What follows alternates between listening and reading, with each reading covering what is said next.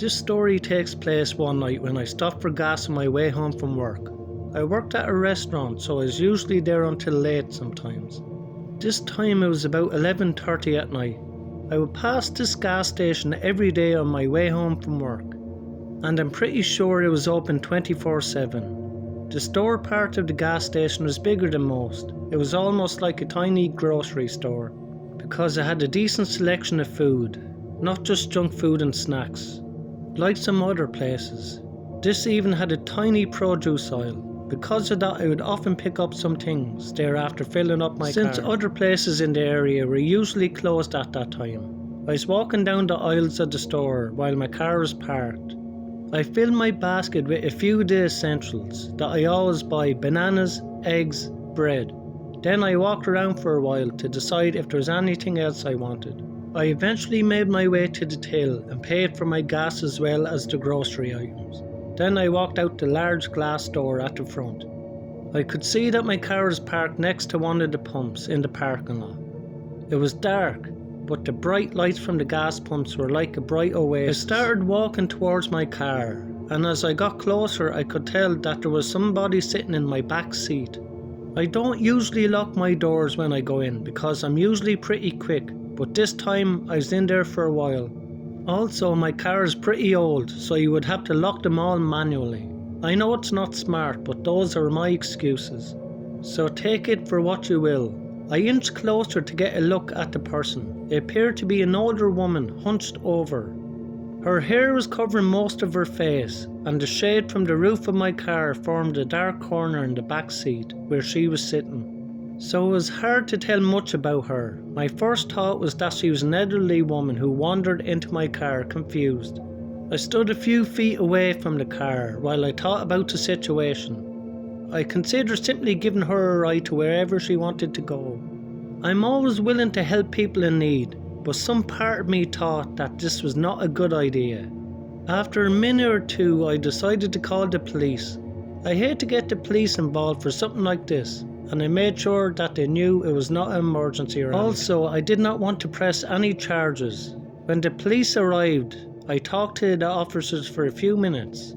After that, they told me to wait by the building, to give them some distance. I couldn't see much from there, and the bodies of the two police officers were blocking what little view I might have had. I could tell that they opened the back door of my car, and before I knew it, they had pulled the person out of the back seat and put her in handcuffs. I thought that was unnecessary, so I ran over shouting for them to stop. In my mind, I just thought it was a confused old woman who wandered into my car. But as I got closer, I could tell it was not a woman at all. It was an older man, probably 50 or 60 years old, with long grey hair and several large tattoos on his face and hands. For some reason that I never figured out, he seemed to be wearing a hospital gown over his clothes. I stopped in my tracks when I realised that one of the officers yelled at me to stay back. So I backed up a few steps and continued to watch in disbelief. My heart sank when I noticed something when the man was being frisked. I saw them remove a large hunting knife from under his clothes. He was definitely planning something for me that I wanted no part in. It's very scary to think that I almost got into the car with that guy. Luckily, I made the right decision. I worked nights at a gas station in my town. It was not far from my apartment, and therefore I was able to walk to and from work. Most days at least. In the summer it could be pretty creepy walking at night, especially because my neighbourhood had some bad crime problems. I have many stories to back that up, and this is one of them. The gas station was along a quiet road.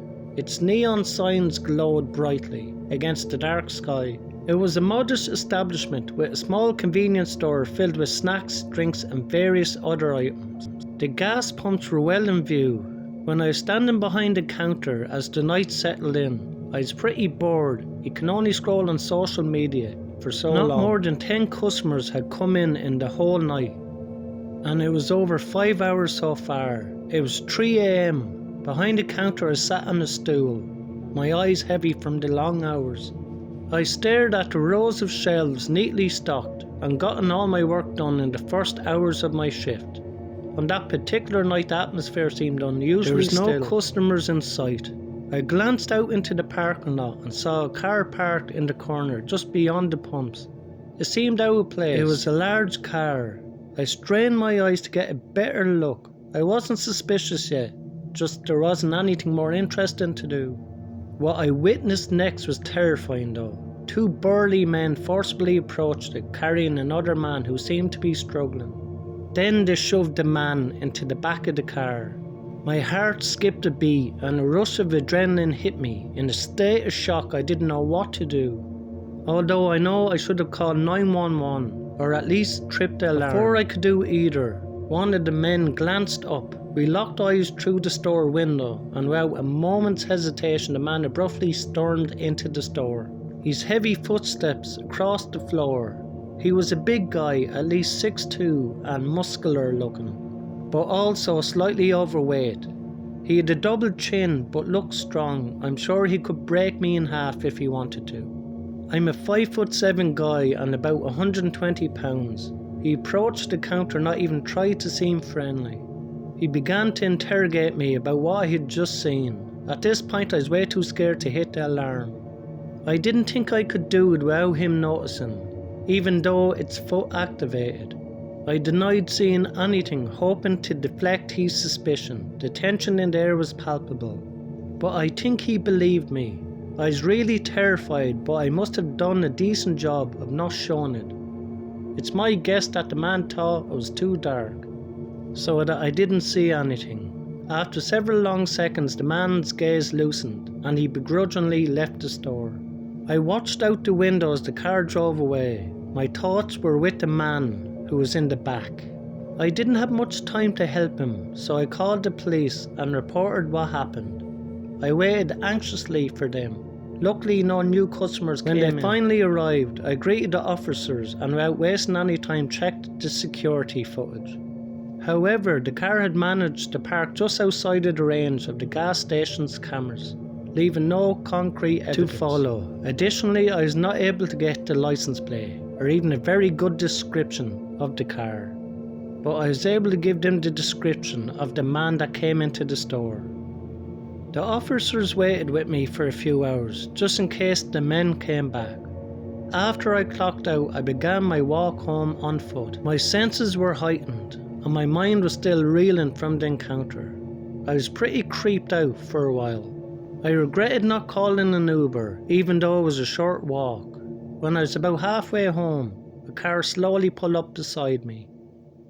Other than that, the street was pretty much empty. I looked over, and I was pretty sure it was the same car from before. When the window rolled down, it was confirmed. The men inside the car offered me a ride, their words laced with an unsettling charm. I tried to pretend that I didn't recognise them with a shaky voice. I declined and kept walking. I looked forward, trying to pretend that they weren't there.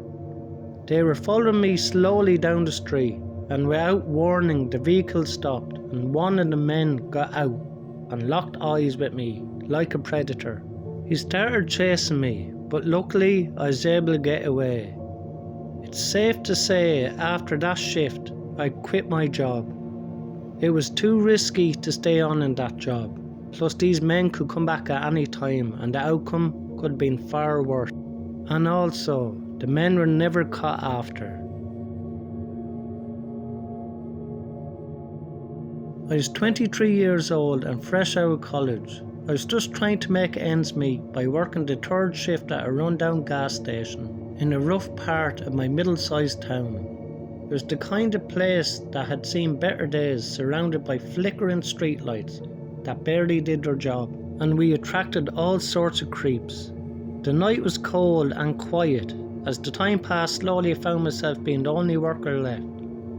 Jim, Kyle and Melissa had been long gone for the night, so it was up to me to hold down the fort. I didn't have to work the third shift very often at all, which was a good thing because I hated doing the third shift. It was always when the most sketchy things would happen. And I knew this from Melissa. I was covering for Melissa on this night and she knew all about it firsthand. It was just me and the distant hum of the refrigerators. I couldn't help but wonder why I'd taken this job in the first place, but bills needed to be paid, and this was the only work I could find at the time. About 2 AM, two bare-bones looking men on motorcycles pulled into the gas station. They were older biker men, the kind you see in a gritty crime drama or maybe a rundown dive bar. One of them had a long scraggly beard, and the other had a scar that ran from his cheek to his ear. They looked like they'd been through hell and back. I tried to be polite though, giving them a nod as they approached. "Hey, how can I help you guys?" The scarred one, who I later learned was named Dennis, grinned at me with a crooked smile. "Fill her up, kid, on pump 6, and he tossed me a crumpled up $10. Bob spoke in a low, menacing tone. "Kid, you see a lot of crazy things working here, don't you?" I shook my head, trying to inch away from them. "I don't know what you mean," I said. Bob's hand shot out, grabbing my wrist with a grip that felt like a vice. "You sure about that, kid? We've been watching you, and you've been talking to the wrong people." Panic set in as I realised they knew more about me than they should. It was as if they had been following me, and I had no idea why. "I don't want any trouble. I'm just trying to do my job." "Kid, you're in the wrong place at the wrong time." Bob released my wrist, and before I could react, they both lunged at me. The world spun as a fury of punches and kicks rained down on me. Blood oozed from my nose. I felt them going through my pockets, taking my phone and wallet. "This will teach you a lesson, not to mess with things you don't understand." They left the store shortly after that. I did not contact the police because I was afraid of what retribution they might give me if they returned. Safe to say I never worked in that petrol station again. Thanks a million to everyone who likes, subscribe and comment on my videos. I really appreciate it. If you enjoyed these 3 stories tonight, you will enjoy the next 3 stories in the box above. Thank you.